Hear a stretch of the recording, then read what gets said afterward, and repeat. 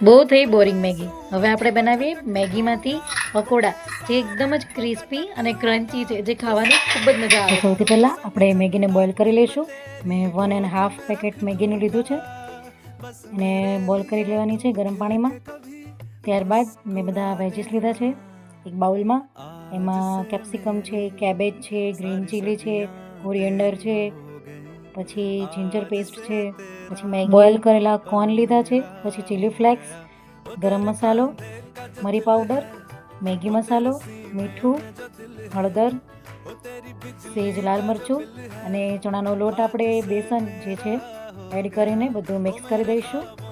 સારી રીતે મિક્સ થયા બાદ આપણે એના બોલ્સ વાળી લેવાના છે. ત્યારબાદ આપણે કોર્નફ્લોરની સ્લરી બનાવી લઈશું.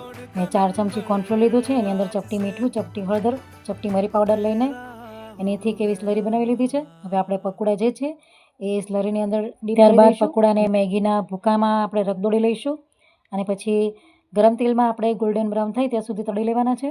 તો રેડી છે ગરમા ગરમ સુપર ક્રન્ચી અને ક્રિસ્પી એવા મેગીના પકોડા. બહુ જ મસ્ત ટેસ્ટ આવતો હતો. તમે પણ ટ્રાય કરજો અને મને પણ કહેજો કેવા હતા.